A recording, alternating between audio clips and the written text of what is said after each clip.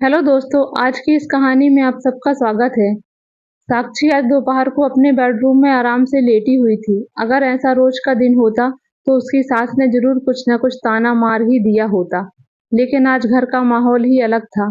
सब लोग बड़े खुश थे और साक्षी को भी आज से घर के कामों में थोड़ी राहत मिलने वाली थी। वैसे तो साक्षी एक आम सी घरेलू औरत थी, लेकिन उसकी खूबसूरती पर किसी का भी दिल आ जाए, ऐसी हसीन थी वो। शादी को 7 साल हो गए थे और शादी से पहले वह एक मल्टीनेशनल कंपनी में नौकरी करती थी। पर शादी के बाद सब कुछ छोड़ना पड़ा, क्योंकि उसके ससुराल वालों का बहुत बड़ा घर था और उनका इकलौता बेटा यानी उसका पति अकेला सब कुछ संभाल लेता था, इसलिए उसे नौकरी छोड़नी पड़ी। आज का दिन उसके लिए खास था। सब खुश थे, लेकिन साक्षी के मन में कुछ अजीब सा खटक रहा था। अब जब वो अकेली कमरे में थी तो उसे 2 महीने पहले का वो किस्सा याद आ गया। उस सफर में वह बस में बैठी हुई सो रही थी और तभी अचानक उसे अपने हाथ पर एक अजीब सा स्पर्श महसूस हुआ। जैसे ही उसने देखा तो वह करण का हाथ था। पहले तो उसने सोचा कि शायद वह सो रहा होगा और गलती से उसका हाथ उसके हाथ पर आ गया होगा। तब उसने ज्यादा ध्यान नहीं दिया और फिर से सोने की कोशिश करने लगी, लेकिन कुछ देर बाद करण का हाथ उसके हाथ पर फिर से सरकने लगा। उस समय साक्षी ने स्लीवलेस ब्लाउज पहन रखा था, जिससे उसका हाथ खुला हुआ था। उसे समझ में आया कि यह गलती नहीं बल्कि करण जानबूझकर कर रहा है। पहले भी उसने एक दो बार ऐसे अनजाने में उसे छुआ था, पर यह पहली बार था कि उसने ऐसा हिम्मत करके किया था। साक्षी उस वक्त मायके में शादी में गई थी और अब वह वापस देहरादून लौट रही थी। असल में उसका पति भी साथ आने वाला था, लेकिन उसे इन शादियों की अजीब-सी रस्में में ज़्यादा दिलचस्पी नहीं थी और थोड़ी तबीयत भी ठीक नहीं थी, इसलिए उसने साक्षी को अकेले ही भेज दिया। साक्षी ने फ्लाइट से जाने की योजना बनाई थी, पर मायके से जल्द ही लौटना पड़ा और इसलिए फ्लाइट की टिकट नहीं मिली, तो उसे स्लीपर बस का टिकट लिया और उसमें भी अकेली सीट नहीं मिली, तो 2 टिकट बुक कर ली। तभी साक्षी की बहन ने कहा कि करण को भी देहरादून जाना है, इसलिए उसे भी साथ ले जाओ। इस तरह साक्षी की बहन करण को उसके साथ भेज दिया गया। उसकी बहन का भतीजा था और पहले भी कई बार उससे मिल चुका था। हमेशा वह साक्षी से अच्छे से पेश आता था, इसलिए इस बार भी उसको तसल्ली थी कि साक्षी के साथ करण जा रहा है। लेकिन इधर बस में अकेलापन का फायदा उठाकर करण ने साक्षी के हाथ पर अपना हाथ रखना शुरू कर दिया। तब साक्षी ने सोचा कि शायद हाथ गलती से सरक गया होगा और यह यहीं तक ही सीमित रहेगा, लेकिन करण ने ज्यादा हिम्मत दिखाई। हालांकि उस वक्त साक्षी ने कुछ नहीं कहा और सोने का नाटक करती रही, पर अंदर ही अंदर तो वह महसूस कर रही थी। करण जवान था, लगभग 26 साल का, और साक्षी जानती थी कि वह देखने में भी अच्छा था और साक्षी भी अपनी खूबसूरती से वाकिफ थी। साक्षी को पता था कि करण उस पर आकर्षित था। वह हमेशा उसे गलत नजरों से देखता था, शायद इसलिए कि साक्षी का शरीर अभी भी कसा हुआ और आकर्षक दिखता था। वैसे तो साक्षी अब मिडिल उम्र की हो चुकी थी, लेकिन उसकी फिटनेस और फिगर का असर अब भी लोगों पर पड़ता था। 4 लोगों के बीच खड़ी होती तो उसकी खूबसूरती का सभी पर असर होता और यह चीज साक्षी के अंदर एक अजीब से गर्व का एहसास कराती थी। जब भी कोई इसकी सुंदरता की तारीफ करता या उसकी ओर आकर्षित होता, साक्षी के अंदर खुशी की लहर दौड़ जाती। जब करण शादी के दौरान उससे मस्ती करता या कभी-कभी हल्का स्पर्श करता, तो साक्षी को मजा आता था। कई बार उसने साक्षी से नजरें और छूने के जरिए सुख लिया, पर साक्षी ने इस बात को कभी तूल नहीं दिया। शादी के घर की भीड़-भाड़ के कारण कभी उसके कंधों से हल्का स्पर्श कर लेता, तो कभी उसकी नाजुक जगहों को छूने की कोशिश करता है। कभी अनजाने में तो कभी जानबूझकर उसका हाथ साक्षी के शरीर से टकरा ही जाता और वह उसे झटकती। कल ही की बात है, शादी में साक्षी कमरे में कपड़े बदल रही थी। दरवाजा बस हल्का सा बंद किया हुआ था, तभी अचानक करण अंदर आ गया और तभी साक्षी साड़ी पहन रही थी। करण के अंदर आने पर साक्षी एकदम घबरा गई। उसे एक पल के लिए समझ ही नहीं आया कि क्या करे। वह बिना पल्लू लिए ही खड़ी रह गई और करण को देखती रह गई। तब करण की नजर भी उसके शरीर के उन हिस्सों पर थी जिसे देखकर वो अंदर ही अंदर आनंदित हो रहा था। जब साक्षी को एहसास हुआ कि करण कहाँ देख रहा है, तब उसने जल्दी से पल्लू ओढ़ लिया। तब करण ने सॉरी बोला और कमरे से बाहर चला गया। उसके बाद दोनों ने इस बात को यूं ही भूल जाने का नाटक किया अचानक अगले दिन साक्षी को देहरादून वापस जाना पड़ा और उसकी बहन के कहने पर करण को भी साथ ले लिया। इधर साक्षी किसी को भी करण के साथ देहरादून जाने में कोई एतराज नहीं था, क्योंकि बस के सफर में उसके साथ कंपनी देने के लिए कोई भी चाहिए था, इसलिए दोनों साथ में चल पड़े। उन्हें बस में ऊपर की बर्थ मिली थी।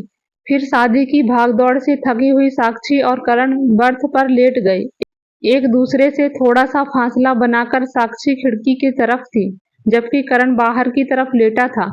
जब बस को चलते चलते 4-5 घंटे बीत गए, तब सब लाइटें बंद हो गईं। अब बस बाहर से आने वाली रोशनी ही, हल्की फुल्की किरण ही अंदर आ रही थी। खिड़की से आती रोशनी से साक्षी को नींद नहीं आ रही थी, तो उसने खिड़की के पर्दे खींचने की कोशिश की, लेकिन एक पर्दा अटक गया था।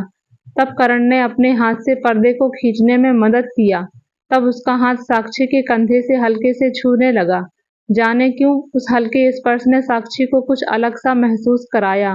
करण ने आखिरकार पर्दा बंद कर दिया और एसी भी ज्यादा ठंड चल रहा था, इसलिए साक्षी ने करण से अपने बैग से ओढ़नी निकालने को कहा। तब करण ने कहा, ओढ़नी क्यों, बस में ओढ़ने के लिए कंबल है ना। इस पर साक्षी बोली, नहीं, मुझे बस वाले के कंबल से अजीब सा लगता है। तब करण ने बैग से ओढ़नी निकालने के लिए बैग खोला और गलती से साक्षी की अंडरवियर बाहर आ गई। इस पर साक्षी ने हंसते हुए उसे जल्दी से छिपा लिया और करण भी हंसने लगा। फिर उसने जल्दी से बैग से ओढ़नी निकाली। थोड़ी देर बाद गपशप करते हुए साक्षी को नींद आ गई, लेकिन कुछ देर बाद अचानक उसकी नींद खुल गई। उसे महसूस हुआ कि करण उसके बदन पर धीरे धीरे हाथ फेर रहा है। तब साक्षी ने कोई हलचल नहीं की और सोने का नाटक करती रही। ऐसे ही करण का हौसला बढ़ता गया और अब वो साक्षी के हाथ को हल्के से दबाने लगा। कुछ देर बाद उसने अपना हाथ वापस खींच लिया। इधर बस एक शांत माहौल में चल रही थी। साक्षी को ऐसा लग रहा था कि शायद अब करण बोर हो गया है, लेकिन तभी उसने महसूस किया कि उसकी ओर वह नीचे उसका हाथ सरक रहा है। वह भी शायद यह सोच रहा था कि मैं गहरी नींद में हूँ, इसलिए उसकी हिम्मत और बढ़ गई थी। साक्षी को अब उसकी बेधड़क हरकतों पर हैरानी हो रही थी, लेकिन उसने फिर भी कुछ नहीं कहा और वैसे ही चुपचाप लेटी रही। फिर करण ने उसकी ओढ़नी हटाकर धीरे से अपना हाथ उसकी पीठ पर रख दिया और धीरे धीरे उसकी नाभि के पास उसे घुमाने लगा। थोड़ी ही देर में उसकी हिम्मत और बढ़ गई और उसने अपना हाथ और आगे बढ़ाकर उसके नाजुक हिस्सों को छुआ। वह बिना किसी झिझक के अब उसके गालों को सहला रहा था। तब साक्षी हैरान रह गई थी। कुछ करने का मन हुआ, लेकिन फिर भी उसने उसे नहीं रोका। शायद उस वक्त उसे भी उसका स्पर्श अच्छा लगने लगा था, इसलिए उसने कुछ समय रुककर उसका प्रतिक्रिया का इंतजार किया। जब साक्षी ने कोई विरोध नहीं किया, तो करण धीरे धीरे उनके नाजुक अंगों को सहलाने लगा। तब साक्षी को खुद पर आश्चर्य हो रहा था कि वह उसे यह सब करने दे रही थी। शायद उस पल में वो सिर्फ इंसानी भावनाओं के वश में थी। नर और मादा की तरह कुछ समय बाद करण ने साक्षी के अंगों को हल्के से दबाना शुरू किया और फिर साक्षी अजीब सी भावनाओं में खोने लगी। यह स्पर्श साक्षी को बेहद परिचित लग रहा था और वह समझ गई थी कि उसका शरीर भी उसके स्पर्श के लिए तैयार हो चुका है। यही वजह थी कि उसने उसे रोकने की कोशिश नहीं की। उसकी हरकतें इतनी धीमी और संयमित थी, जैसे कोई खूबसूरत संगीत जो उसके होश उड़ा दे। करण के स्पर्श में साक्षी खुद को भूलने लगी। साक्षी भूल गई कि घर पर उसका बीमार पति उसका राह देख रहा है। वह भूल गई कि वह किसी की पत्नी है। उस समय वह बस एक औरत थी जिसे किसी के सहवास की जरूरत महसूस हो रही थी। शायद करण भी सोच रहा था कि साक्षी गहरी नींद में है, या शायद जानता था कि साक्षी सब जानकर भी अनजान बनी हुई है। इन दोनों ही स्थितियों ने उसे और आगे बढ़ने का हौसला दिया। इसलिए अब करण अपना हाथ साक्षी के ब्लाउज के बटन पर रखा और उसे खोलने की कोशिश करने लगा। सलीके से उसने अपनी उंगलियां अंदर सरकाई और धीरे धीरे ब्लाउज के बटन खोल दिया। अब करण की सारी उम्र उसके भीतर थी। उसका यह कदम साक्षी को अच्छा लगने लगा था। जैसे ही उसकी उंगलियां अंदर गईं, साक्षी की ओर से हल्की सी आवाज निकल गई। फिर उसकी उस प्रतिक्रिया से करण को हरी झंडी मिल गई थी। फिर करण ने साक्षी को पीछे से कसकर पकड़ लिया और उन दोनों का शरीर एक दूसरे से सट गया। करण की इस हरकत से साक्षी के शरीर में अजीब सा रोमांच महसूस होने लगा। फिर वह और भी बेधड़क होकर उसके शरीर को छूने लगी। साक्षी पूरी तरह उत्तेजित हो चुकी थी। अंधेरी में वे दोनों एक अपनी ही दुनिया में थे और किसी को अपने बारे में पता चलने का कोई डर भी नहीं था।